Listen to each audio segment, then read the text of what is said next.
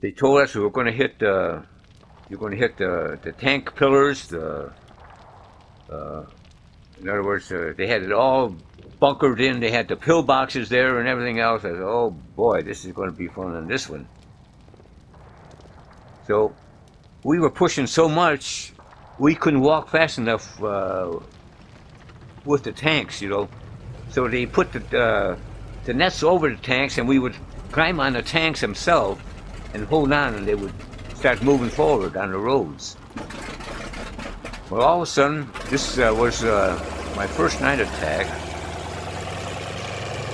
and we were on the tank, and all of a sudden they stopped. I said, and we got the orders, take your squad, and you go right through here. And then I could see the damn the tank pillars. They're, what do they call them? Dragon's teeth, they would call them.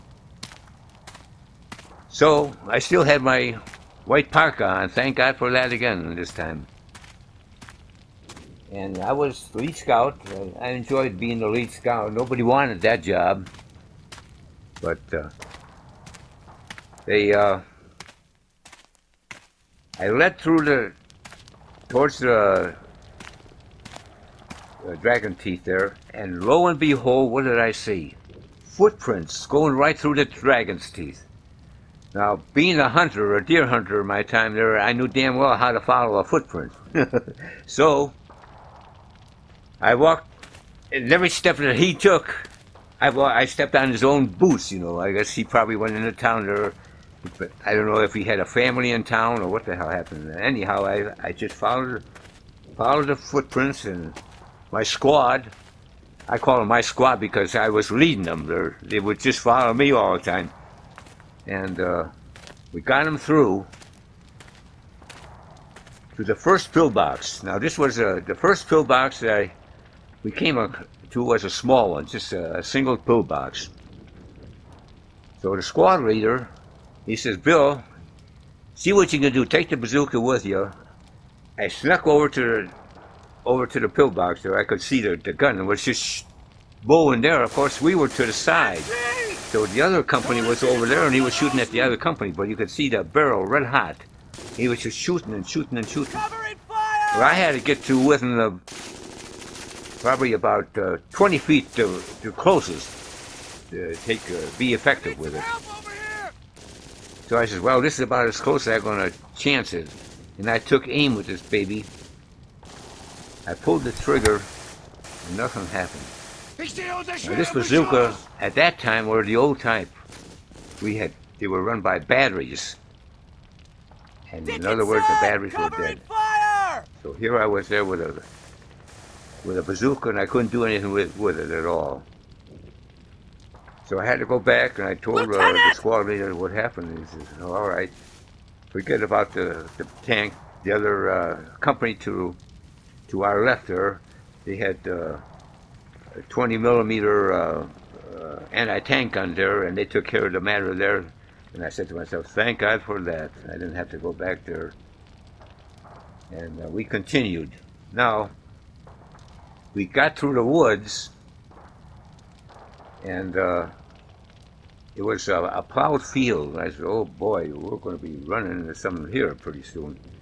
So I'm walking along. Of course, my second scout is about 10 feet, and back of me, 15 feet.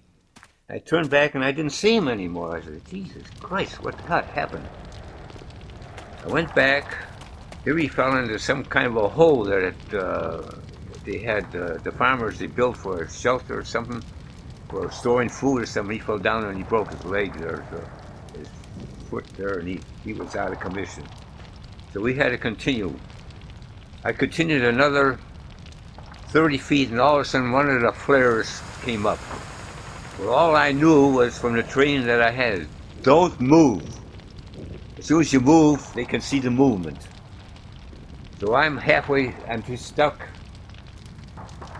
And this flare, it just made it just like it was daylight. Brighter than the sun. And I say to myself, oh boy, am I going to survive this baby? In the meantime, I'm just glancing to the left and to the right, and here in front of me, maybe about 40 yards from me, I make out a huge pillbox, a huge bunker. Wow, the flare burns out. I get word to the squad leader what's ahead there. I got word to just dig in. Well, the digging was a little rough, but at that time, it was about 3 weeks after that, the ground softened up a little bit. We had rainy weather too, and I was able to dig a hole, help cover myself up a little bit. And then all of a sudden, the firepower from the bunker came at us, and of course we gave them all we had. All we had was grenades, rifle grenades, and our rifles. We were just a squad out there. We had our biggest weapon we had was oh hell, you don't call it a machine gun at all. It was a BAR, Browning automatic rifle, and it was just poop, poop, poop, poop, poop, poop. And when the Germans shot something, they went boom, like that. You know, in other words, they had shells going about 100 to our 5 a minute there. Anyhow, we shot back, they shot back at us. And this war, this battle, all morning long it lasted. Suddenly, I noticed I was the first one out to the front there, and I noticed three of the enemies with their overcoats on. They were leaving the pillbox. I don't know why they were leaving the pillbox. I guess they were more scared than we were too there. Anyhow, I said, Jesus Christ, they're getting away. So I figured, well, I'm going to go up there and intercept the next ones that come through. I only had to wait about, maybe about 5 minutes. I waited there, and here 2 more came. And I jumped up, and I spoke to them in German. Hande hoch, and get your hands up. They didn't have any guns at all on them. They were just scared as hell. And they were trying to leave, try to get away from the bunker, because I guess our shelling was taking effect over there too on them. They were wounded. And I talked to him. I says, our Hauptmann, the captain, he was severely wounded. So I got that. I took the 2 prisoners and I took them back to the lieutenant back there. And I told him, well, the lieutenant says, take them to company quarters. So I took the 2 prisoners to the company quarters, and then the captain over there, he says, well, we have about a dozen more prisoners that we took over here, so I want you to take them over to company quarters. And I says, well, okay, if that's what you want me to do, I can't say no. So I got another rifleman to take up the rear, and I took the front. And first of all, I says, which way should I go? And the lieutenant, he said, well, just follow that track there that you see there, the wagon tracks, and it should take you right there to our company headquarters. I said, okay. Here I'm walking through. I'm leading I had 17 prisoners of war. And of course, my rifleman back, he was just following them so they wouldn't escape, you know. They didn't want to escape. They wanted to get the hell out in the safety. So here I'm passing. All our dead men, I was passing our own soldiers, all shot up. I passed a tank that was hit, and here are I don't know, he was just laying over the turret there. He was gone.